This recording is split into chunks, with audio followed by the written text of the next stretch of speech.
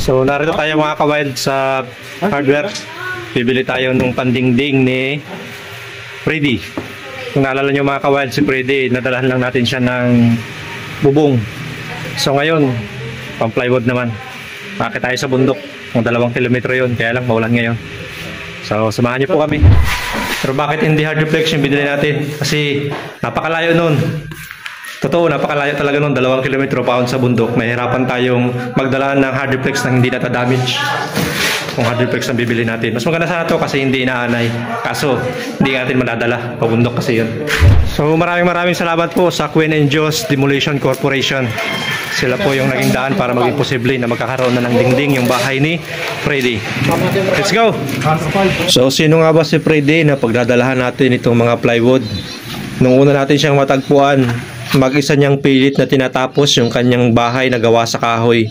Yung mga materialis ng bahay niya, mga kinuha niya lang din dito sa bundok.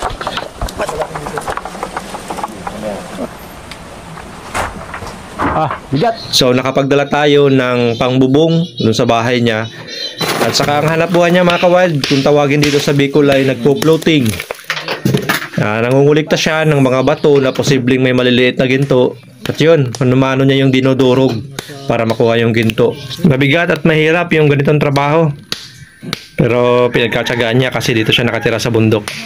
So mamaya naman ikukwento niya sa atin yung kwento ng buhay niya na pananatili niya dito sa bundok. So, samahan niyo po kami. Madulas po kasi talaga mga ka-wild dito sa bundok.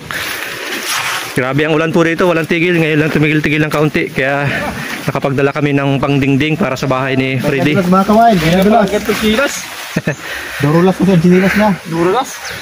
Mahaba-haba yan mga ka-wild. Naku, napakalayo pa natin. Doon pa tayo sa dulo.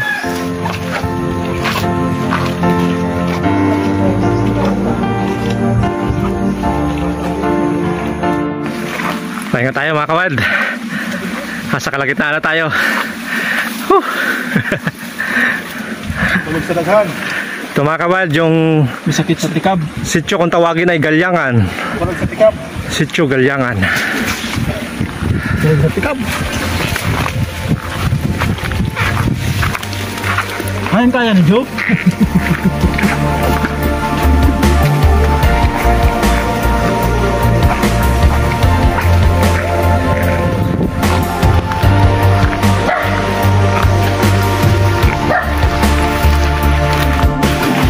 Umulan pa mga ka-wild. Inabot pa tayo ng ulan. Napakaulan talaga dito sa Bicol.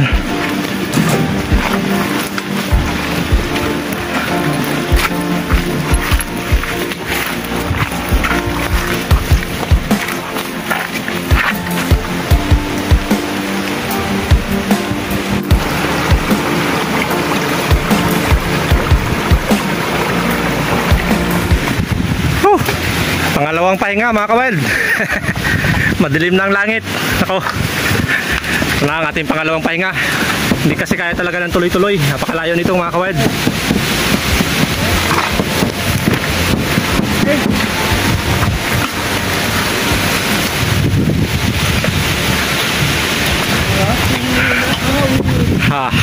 Lakas pang hangin.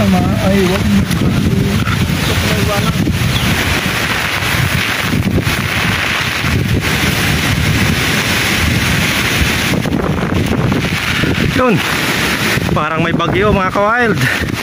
Sobrang lakas ng hangin at ulan dito. Dito na tayo mga ka-wild. So nakatanaw nyo na po yung ayun, okay, nabit na ni Freddy yung bubong na binigay natin sa kanya. Pero wala pang dingding. Kaya yan, maglalagay na po tayo ng dingding ngayon. Kaya lang medyo masama ang panahon. Karating din sa wakas. Ayun si Freddy. Let's go. Kawan. Ito secret. Nagkakita tayo niya yung bahay niya. Mapansin nyo, pinaltan niya yung mga kahoy kasi dahil daw yero, tama nga daw plywood. At ayan, nagpadala yung ating sponsor ng plywood para sa kanya.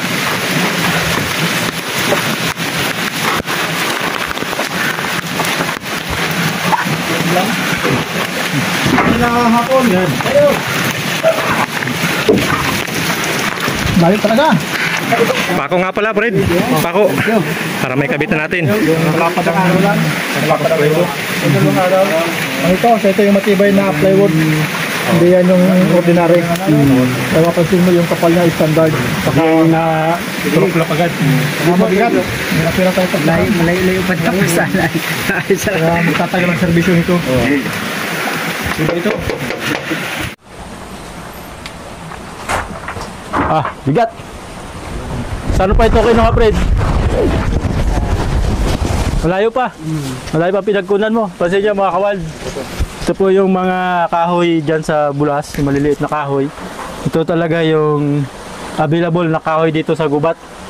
Gagawin mong bahay, pangkana mo. Saan mo ito ilalagay? Sa mga siding. Dito. Napakabigat nito mga kawal. Tapos sobrang putik ng daanan. Baha ang sapa. Talaga napakasipag nito ni Fred. Baha pa ang sapa.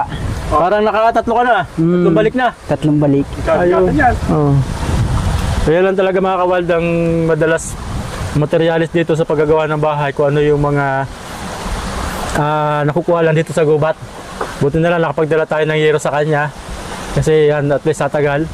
Tapos yan, salamat nga pala doon sa sponsor sa Padingding.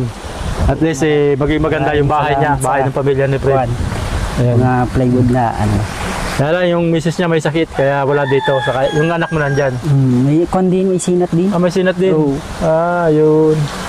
Kalungkot naman Buwan ng buwan. So malapit na matapos yung bahay mo Fred Marami. Malapit na? Oo. Marami pa na. Ayun. Ano ay para safety mag-ina ko. Ayun. Pwede umatanong Fred kung nasaan yung pamilya mo. Pamilya. Yung mga pamilya mo, mga kapatid mo. Nasa Maynila. Manila. So ikaw lang dito sa lugar na to. Ayun. Magulang mo. Wala na rin, patay na rin. Wala na. So parehas. So parang naulila na rin kayo. Ulila na. Maliliit pa ba kayo nun? Maliliit pa. Nakita mo sa akin kanina yung dating malungkot na buhay mo. Yung mga bata pa kayo? Grabe. Kinuha ko na ako nung ama ko ay natakbo ko sa Bulas. Mga 1 linggong. So hindi ko nagtatago. Ayun mga kawal. Nambubugbog. Yung malungkot na buhay nito ni Fred nung bata pa ay survivalist. Pagka galit yung tatay niya at lasing daw, tatago siya sa bulasan ng 1 linggo. Hindi man kaya nung magulang kong babae at kuwan din sinasaksan din. Ayun, pati yung nanay mo, sinasaktan. Anong kinakain mo sa Bulasan, 1 linggo? Minsan bayabas. Mga bayabas lang. 1 linggong kayo sa bundok. Kaya ay tubo. Tubo ng nyug. Tubo ng nyug. Sabi Ayun. Kaya mga kawal, yung nakwento niya, yung ilang kapatid niya, hindi nakasurvive. Dalawa sa kapatid niya ni Fred hindi nakasurvive sa paglaki. Nawala. Ayun, 6 sila. 4 na lang sila ngayon dahil sa pagkakasakit. Kasi yung buhay nila noon, ayon sa kwento nila, isinosurvive nila kapag nakainom yung tatay nila, pumupunta sila sa Bulasan, nagtatago ng 1 linggo, kung ano-ano yung kinakain nila doon. Kaya yung dalawa niyang kapatid nagkasakit. Kaya tapos dumating din panahon, pareho na rin nawala yung magulang nila. Kaya yan si Fred, dito sa lugar na to, dito siya lumaki. Mag-isa na lang siya dito ngayon. Yung 3 niyang kapatid, nasa iba't ibang lugar na. Kaya napakalungkot pala na naging buhay nito ni Fred.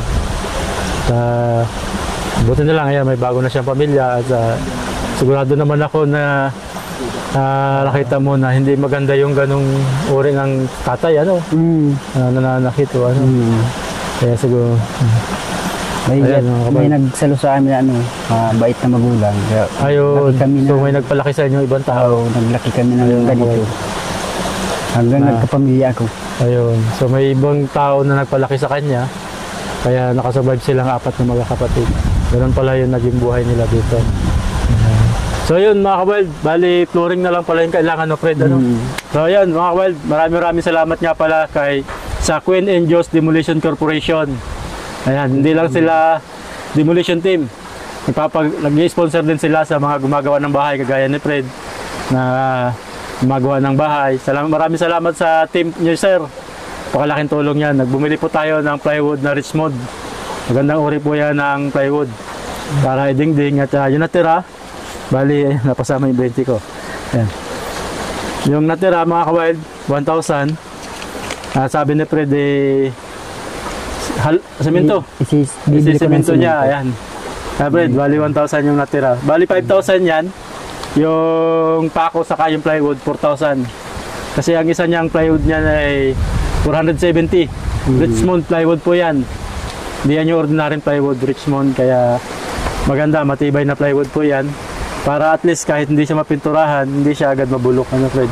Pero mas maganda may pintura. Yan. Maraming salamat sa team niya, sir. Sa team Demolition. Pero nagpapatayo, nagpapagawa ng bahay. Salamat po.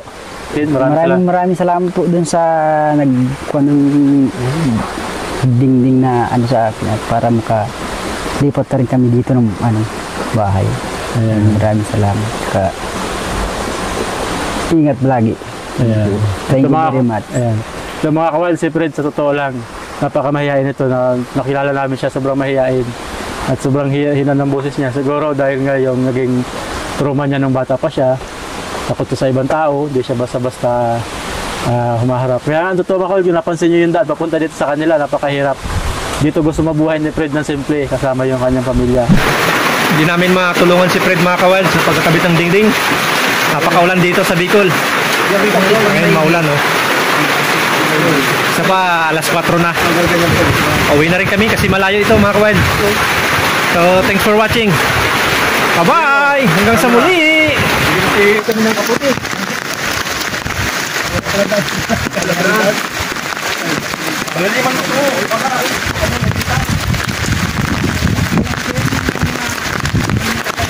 Alam mga kawild ng kaputi. Nagulang pamandin niya yun dito. Maulan mga kawild. What's up, wild? Tapos,